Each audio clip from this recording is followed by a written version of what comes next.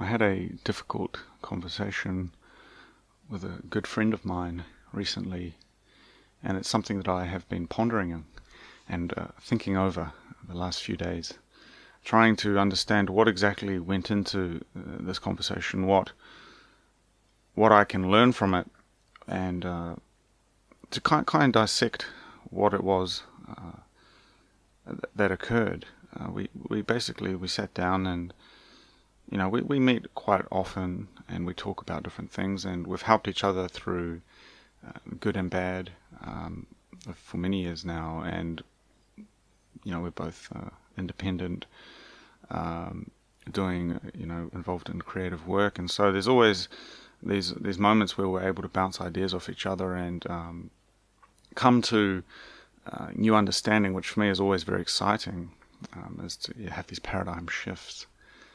And the discussion, I guess, started off in a similar vein. However, this year, in summary, has been a whirlwind year for myself. It's involved a lot of travel, for me anyway, a lot of travel, and there's been a lot that I have learnt and seen and experienced in just 7-8 months of this year that has left a very deep impression upon me, and I really feel like my life has changed quite substantially in these 8 months of 2018. And in a sense, I feel coming over the halfway point of this year, I've entered this kind of this plateau, which of course is only temporary. It's a temporary rest and respite from what is to come as well. However, what it's done is it's given me a little bit of breathing room to think about what's happened and where I am at with my work, with my art, with my my personal development as well. And this was the topic of our conversation. So we're sitting in this cafe discussing these things, and I sort of motioned that, well, I am going through this plateau, and it's perhaps a little bit tough. Tough in the sense that there's this ambiguous, fluffy future, this light calling at me every day. I really feel that there's something out there waiting for me to activate, and I've seen what the power of focus and dedication can do with your work. This year has been an incredible experience, growing my work and meeting new people and having these experiences to take things to the next level. And so I'm now aware that there's this process for doing that. There's this process for gaining insight and experience and having these chances to grow. And so now I'm very, very much on the lookout for them.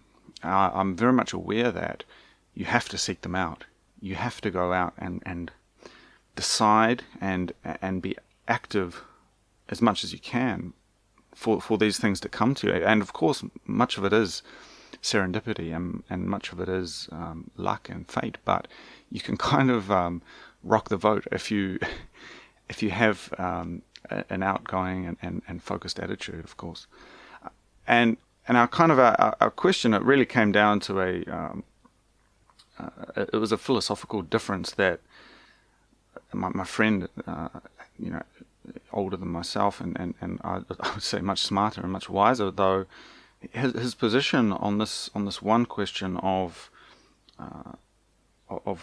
this philosophical question, which I'll get to in a moment, it was this difference of opinion that we had, which I felt really. It hit me quite deeply because I thought I knew this guy quite well, and just to see this difference between us, it was quite shocking, perhaps a little bit scary to know that perhaps that we're just such different people, and I hadn't even noticed. Was I blind to it?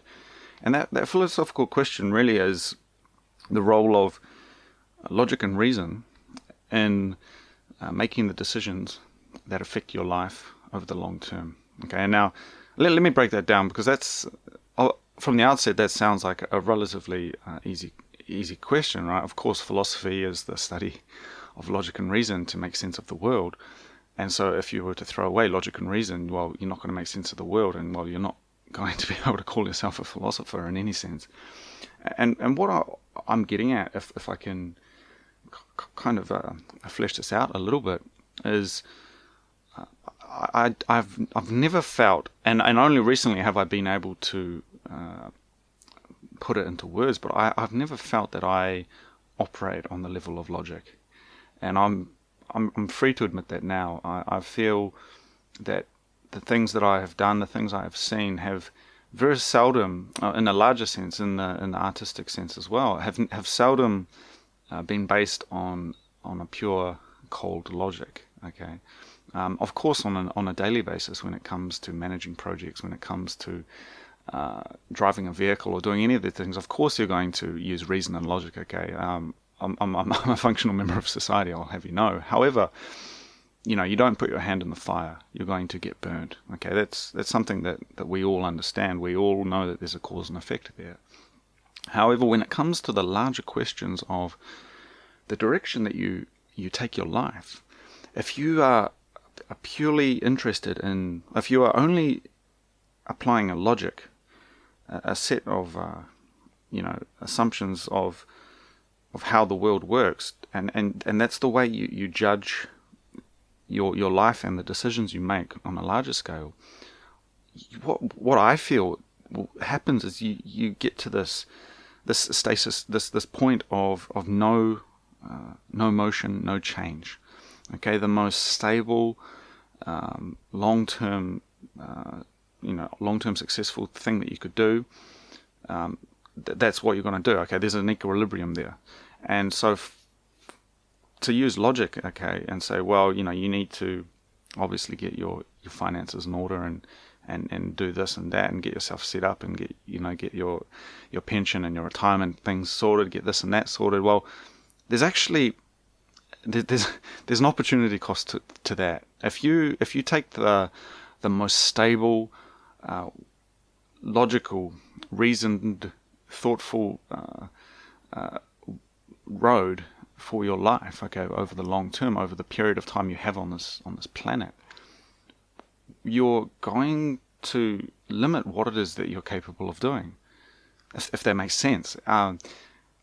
So when it comes to deciding, well, you have these big moments in your life, and I think that you get a few chances, perhaps only a handful of chances, to really change the course of your life. And to be honest, most of those chances are, I think, they are disproportionately in the first quarter, the first third of your life. Okay, up until about the age of 18, you have very little agency. If you're in a government school, if you're living with your parents, if you're in this institution, you've got very little agency. But after that, you have the opportunity to really do whatever it is you want to do.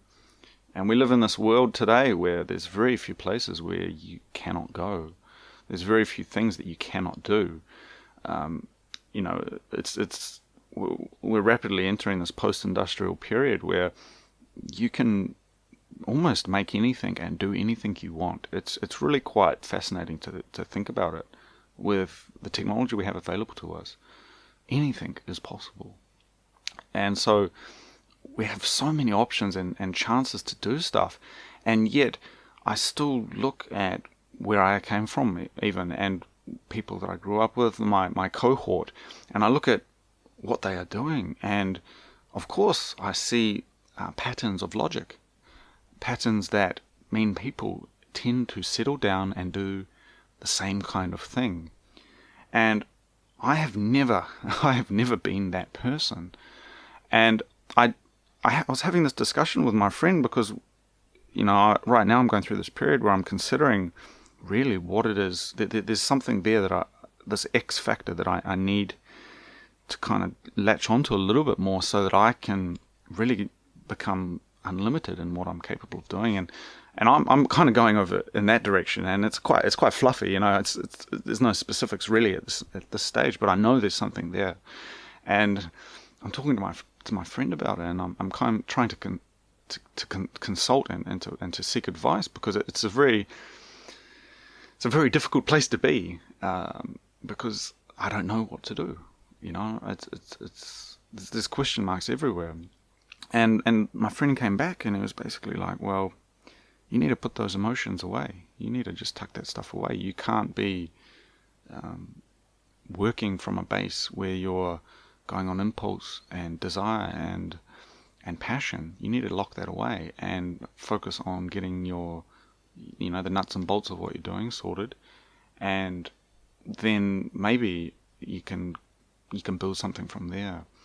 And so his whole thing was, well, lock it down and build it from there. And of course he had a positive spin to it, and he's a very successful person, so he's kind of got this this strength to be able to say these things with quite a lot of confidence. And I'm, perhaps right now I'm in this period of change where I'm open to taking people's opinions, but I'm also somewhat wary of my own thoughts and my own feelings. I'm the first person to second guess myself, if that if that makes sense. I'm not. I know that I don't know everything for sure, and I've gotten this far, at least by listening to a lot of people and reading the writing of a lot of people who have got a lot more experience and intelligence than myself. And so we were having this discussion, and I really felt what it was is we were two battleships on the ocean, kind of shooting over the bows of each other. We weren't really making contact, and he would say something and then I would say something, and we kept having this roundabout discussion, and I'm sort of mentioning, well, I really feel like one of the critical things that I need to be doing moving forward is to be traveling more. I've just spent time in Taiwan, and this year has been again a period of travel. I've been all over Japan, I've been all over China, Shanghai, Taiwan. I've done, for me, the most travel I've ever done in my life has been in these last few months, and it's been quite an incredible experience that has really opened up my mind. And as I have said before, just spending 4 days in Shanghai changed my life. Seeing the future unfold before me, and so to then talk to him and say, hey, look, I'm thinking like I need to be moving. I need the motion, and I'm not able to articulate that logically. I'm just saying, hey, I need the motion, and for him to come back and say, well, if you're going to move, you're going to throw away everything you've built here. If you're going to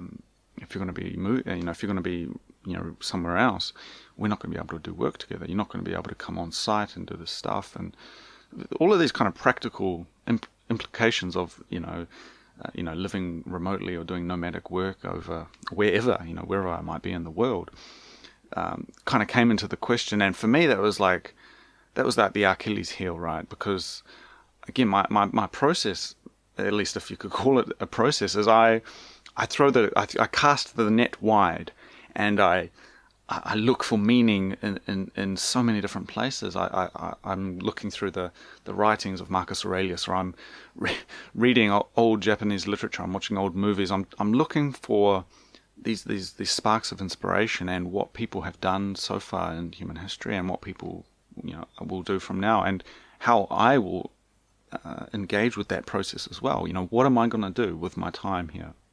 And for me, it's like the first thought is like, well, let's just let's burn everything and go. 2 suitcases and a computer and a camera. Let's go. Like that's kind of my default position, and that's a very unstable and perhaps unwise position to be in. But talking to my friend, I realized, well, he's different to me. He doesn't think like I think, and that's, I think, a thing that it's very easy to succumb to, and in this life, is to think and assume that people have the same train of thought as you, that people have the same. I think we all have similar value systems in a sense, but the weighting we give to different things can be vastly different. And I just remember trying to convey this idea that, well, I feel like I need to be moving. I need, artistically, there's something there, and I can't quite put my finger on it. And he kept coming back with these kind of logical arguments about, well, if you do that, then you're not going to be able to do this. And it really just led to this conclusion, well, you need to just suck it up and stay where you are, here in Tokyo for now, and deal with it. And he said something that stuck with me. He said, well, strong people who are good at what they do, who are successful, they don't need to change their environment. They can do the good work wherever they are. And he said that, well, it's a Stoic way of thinking. And it's funny because I've read Marcus Aurelius cover to cover, and so I would consider myself familiar with the Stoic writing and what Marcus Aurelius said. I've got it here. He said, "Men seek retreats for themselves, houses in the country, seashores and mountains, and thou too art wont to desire such things very much. But this is altogether a mark of the most common sort of men, for it is in thy power, wherever thou shalt choose to retire, into thyself." This idea that, and that's from Marcus Aurelius's memoirs, this idea that you could be anywhere and you can retreat into the peace of your own mind is something I do understand. Okay, and there is a time and a place, I think, for that that train of thought to be applied to your life. Is if you're in a position where you have no power over your environment, instead of being vexed, instead of being angry with the environment and with the external world, you need to simply, that's when you retreat into your own mind. And you can apply the Stoic philosophy, dust to dust. We shall all return to the earth eventually. But this idea that you have to do that constantly, it's almost masochistic, right? You have to stay in one place and just kind of pump out the same stuff. And Japan especially has that culture kind of ingrained, right? You just have to sort of look around you and see that there are many people who are very much Stoic, and it's almost connected with in many ways I think with Buddhism, but they have this kind of fatalism about it, that it's like, well, this is the station you're at and you have to just keep working through that, and it doesn't matter how you feel or what you feel, you just got to keep working through it. And it's possible, if you're if you've been imprisoned for a crime you didn't commit, or you've been stationed on a rock fighting a superior enemy, or whatever it might be, there's times when I think these words of the Stoics can be useful for us. But if you're an artist, if you're a creator, if you're seeking out that which is beyond the reality we see, perhaps that's like you're cutting off a part of yourself. You're cutting off the nose to spite the face. And I really thought about this after my discussion with my friend, because it was quite shocking to get this from him, and it's such a contrary opinion to where I've always been, which is like, well, just do it, just like one of the first words or phrases I learned in Japanese was omoi kite, which people don't really use, but it's supposed to mean like just do it, cut your thoughts and just go, just do it, and jump into battle, jump into whatever it is that you're going to do, that you want to do, and let your soul drive you in that sense. And that was something that always appealed to me, and I've come to know that it's not really even used as a word or as a phrase, but nonetheless it's a very interesting word. But I was trying to have this discourse with this friend, and I looked into his eyes, because he's a man that I love. He's been there for good and bad, and we've helped each other out. But in this one area, in this one question, we really seem to be quite differing, and it caused me to sort of come back and retreat from that, and to reflect on kind of, well, why am I the way I am? What led to me placing my value system, this desire to just go and just do it, just go, get on the airplane, buy the ticket, get the fuck out, What led me to be that kind of person? And I sort of did a lot of reflection, and I realized, that the story of my life can be, the story of anyone's life, it takes a lifetime to recount. And perhaps in our last day, we get that moment, that last conversation, before we pass on to the next world, where we can go over, that chess game of life, where we can go over everything that we've done and every decision we've made for the period of our life. But for the sake of time and brevity, I think what's important is to condense your life and your journey so far into an allegory, into a story, a myth of the South that you can latch onto. And I thought about this deeply, and I really did a lot of soul work and searching, and I realized, growing up in New Zealand in this small town, New Zealand, relatively speaking, I spent a lot of time in the mountains, a lot of time down at the river, at the beach, in the great outdoors. Time with my beloved brother, my father, my family, and occasionally my friends as well. But by far the most influential out of all of those things was spending time with my father in the mountains. And my father is a very rational, logical man of this world. He's incredibly smart and intelligent, and he understands the way nature works, the way animals work. And so we'd go hunting, or simply even mountain climbing or hiking, and he would know the way. He always knew the way. And I'd get this knock on my door at 2 a.m, and we would, in the darkness, we would go out, and from dawn till dusk, every moment was following in his footsteps. He would lead us into the mountains, and I would follow his footsteps. And he, having deferred all rationality, logic, decision making to him, as a child, you follow after your father, and he took us into the mountain, and I could simply follow him and be completely content with that. And so I very seldom, if ever, was required to make tough decisions, life-changing decisions on my own. And so I had this kind of freedom, following after my father, to look around me and to project imagination, surrealism, the spiritual, the artistic, all of these different things I could project onto the nature that we were moving through the mountains, through the rivers. And so I was able to look at the mountains with a poetic eye, a bucolic,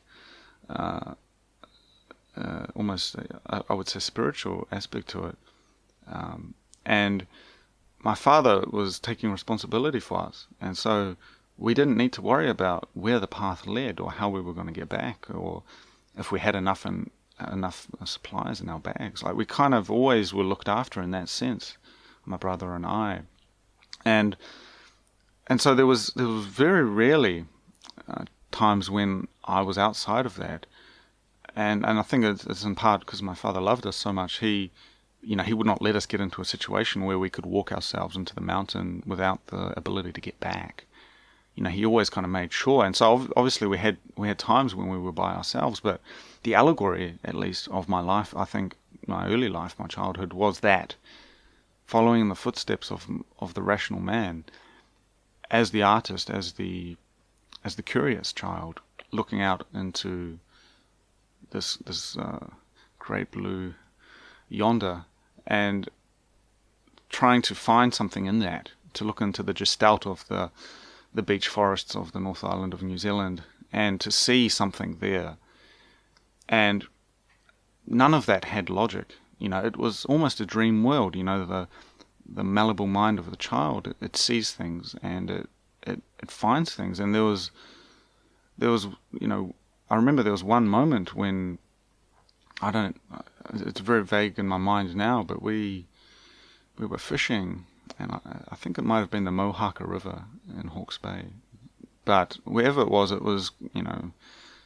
deep in the mountains, far away from anything, and we were fishing, and I remember my father let me go upstream a little bit by myself. And I was, to be honest, I couldn't tell you how old I was, but it might have been 8, it might have been 10, it might have been even younger or older, I can't remember, to save me, but he let me fish the river by myself for a while. And he sort of, I think I might have walked upstream further, whatever it might have been, and I decided I needed to get back. And I made the decision, instead of wading through the river from bank to bank as was usual, I made the decision to go overland, to kind of cut the corner and avoid having to go through the river. And I got lost. And I remember wandering in that forest of reality as a child, with this fishing rod and perhaps only enough supplies for a half day or a day at the max. But I got lost in this overland track, and I ascended further and further away from the river and into the mountain. And I tried to get back down, and the river had carved out from the edge of the mountain, so that there was this kind of this sheer cliff that you couldn't get down. And so I kept going, and it kept taking me further and further away from where I needed to be, because there was no way to get back down to the water level. And I remember thinking, well, maybe I could just kind of zip line kind of down a tree, or kind of push a tree down because there's small trees on the edge of the bank. You could kind of just hold on to one and kind of just walk down the edge of it. But I remember doing that, and kind of the rocks started rolling down, and it was like, wow, this is actually an incredibly dangerous place to be right now. And in that moment, the logic and the rationality hit me, and it hit me hard, and I had to go back. And somehow I managed to find my way back. I turned around, I went back down, and I got back down to the river level, and I saw my dad, and I hugged him, and I caught up with him, and he if I asked him today, I haven't talked to him about this forever really. This is just something that's in my mind, and if I talked about it to him, I think maybe he'd have a different take on it. Maybe he'd think, well, Cody, I saw you the whole time. You were only 50 meters away. But for me at that time, it really was a scary experience to have. And that the thing was, I, having been that curious child, and looking at the world with this kind of naivety, I took meaning from that. And so that there was this beautiful thing where the naivety and the curiosity met the reality, and it collided, head on, and it created this person I am today. And there have been many experiences like that in my life, where that kind of curiosity for the world and almost the spiritual side of it has collided with and been molded by reality.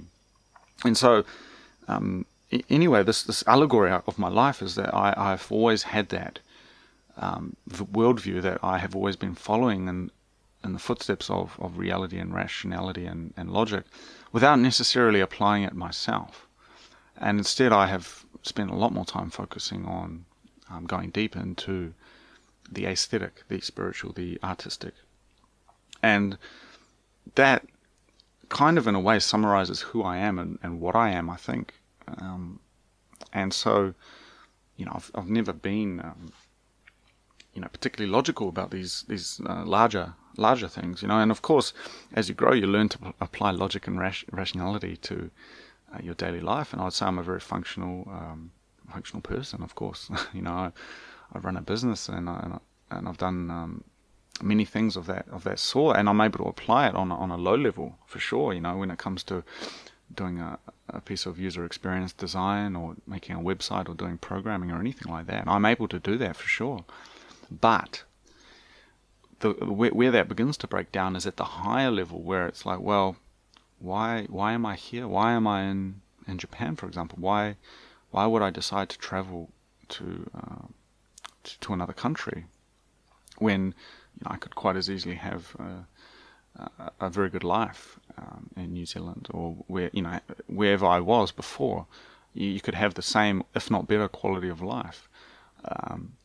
And that's really, I think, where our discussion broke down, is because my friend, for all of his intelligence and his wisdom, I think he doesn't quite recognize the importance of serendipity, the omen, the spiritual, the coincidence in developing art. And I think that's really what I am seeking out right now, in a big way. I'm so ready and open for that, and I see no need, or no, myself, I see no reason to hold back, and it's like, he was sort of saying to me, don't burn bridges, and I always think back to the old adage, well, we have to burn the boats. I'm an expert at burning bridges. I've had so many relationships and friendships and different things that have ended up, I could not go back.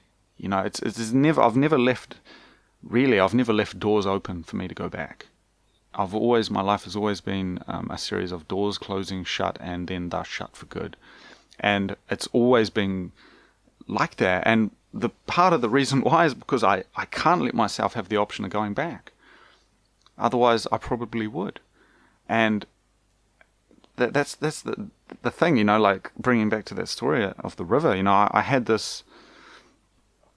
To be honest, I don't know if I retraced my steps or whether I managed to find a way to get down to the river in a new way. I can't remember, but that was logic, right? That was reality, life and death. That I had to sort that out.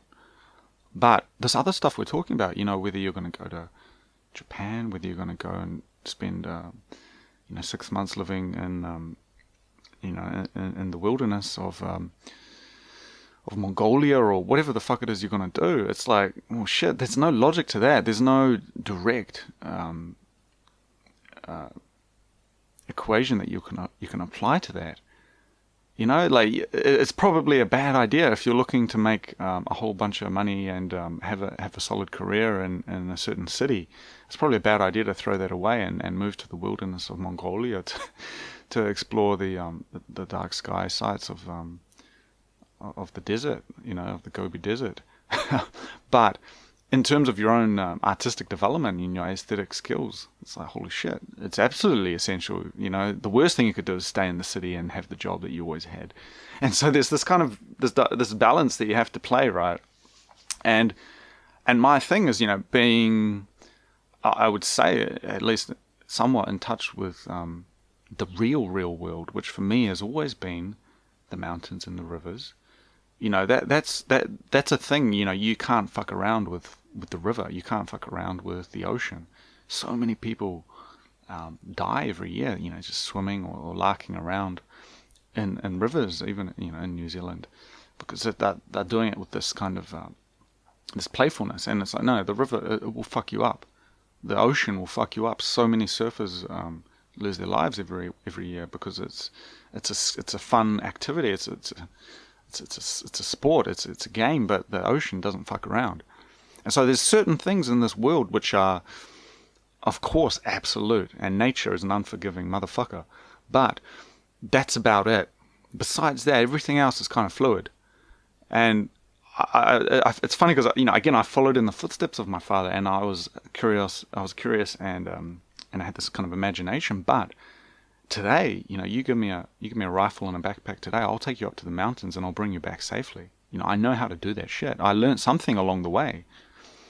But what I didn't learn was, what I never had was as a discrete logical unit. I wasn't able to just take that logic and apply it to other stuff, really. So I'm kind of in this interesting position, and I think that's why I kind of am able to do the things that I do.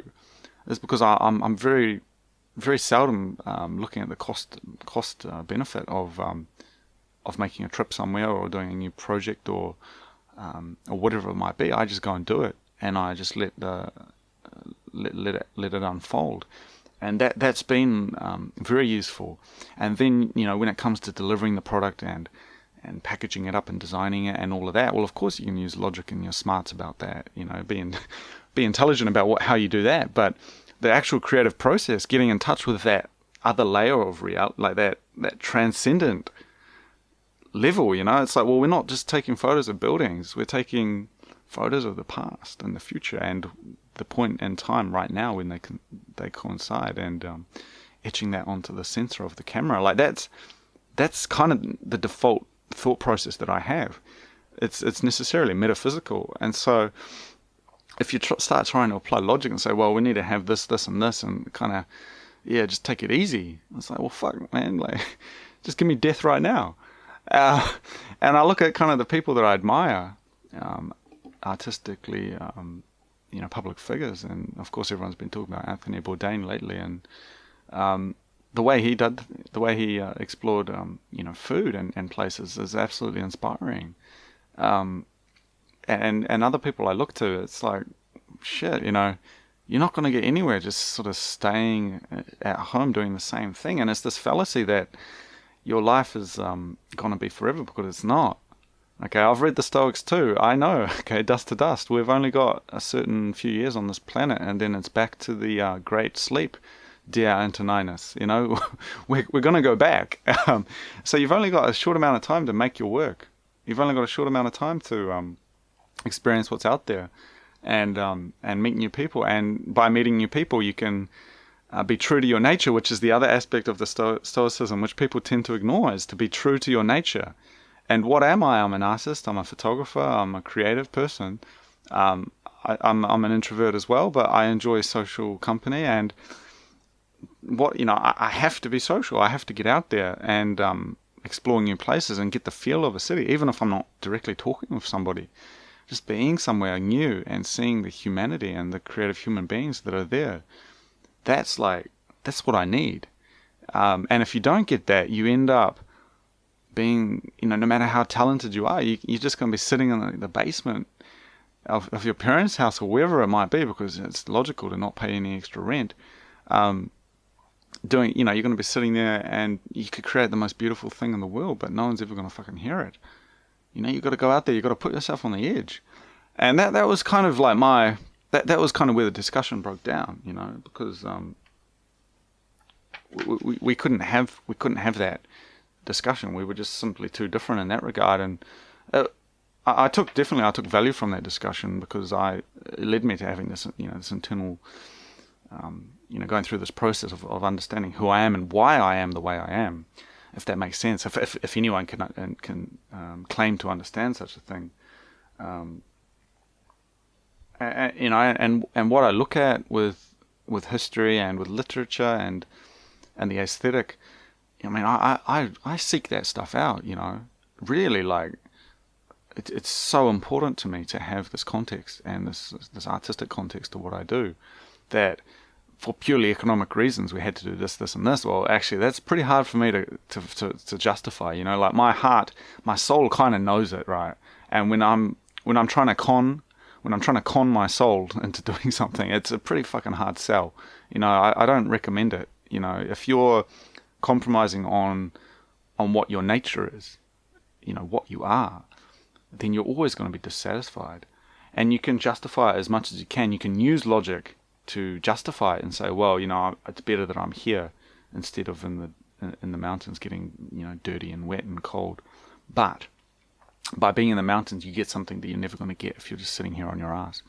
And that's kind of my default thing. So if a bridge needs to be burnt, if a boat needs to be burnt, do it, because you can't go back. Once you know in your soul, once you feel it, you don't even have to verbalize it. You don't have to have this discussion necessarily. You just know it once you know it. And once you know that it's not for you, you just got to let it go.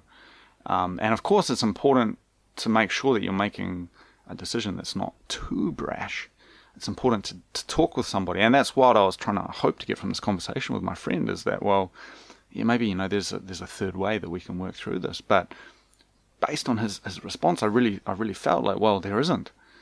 And so it's kind of led to this revelation that, well, really where I need to be is not in one place, but I need to be wherever there is a story to be told, wherever there is a historical a connection with the world as it is today, wherever there's a city late at night that has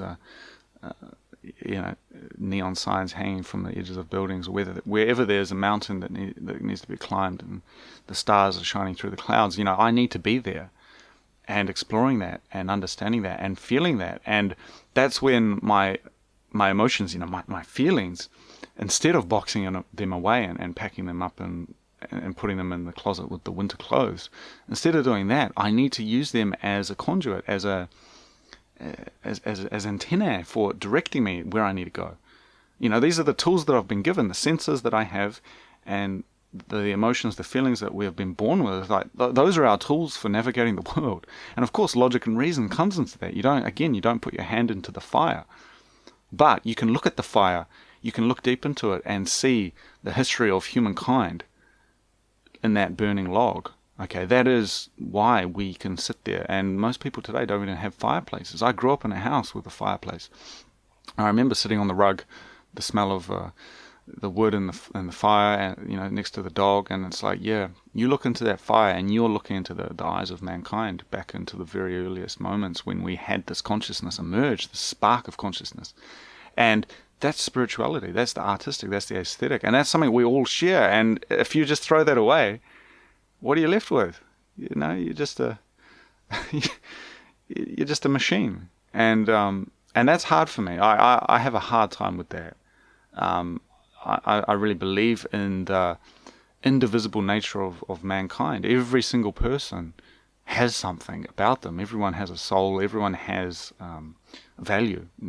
And by just becoming a machine on purpose, for no other sake, then it's the best idea. It's not the stoic idea that you're stuck in a prison for a thought crime that you didn't, you're being tortured, for the, whatever it is, the Spanish Inquisition, whatever it is, that's when Stoicism can come to your aid, this idea that you can retreat into your mind and then the external can't affect you. But if you're an artist and you start doing that, you're not going to create any art, full stop. And my sort of commitment with these podcasts and these videos, what I'm trying to do is actually develop, in a sense, my ability to argue and to espouse a logical argument, if that makes sense, to be able to talk these things through. Because the reason I take photos and do artistic stuff is because I'm not necessarily that talented with words. My verbal IQ is pretty low, I think, in my own estimation.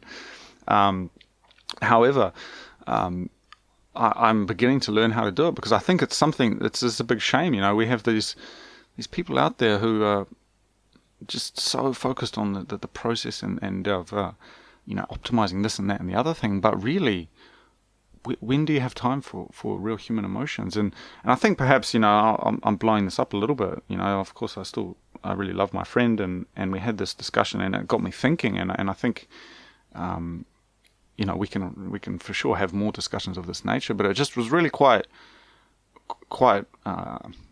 jarring to just to feel this raw, totally contrary opinion that for me I felt it wasn't even it wasn't offensive or anything like that. It was just like, what the fuck, like, what are you doing?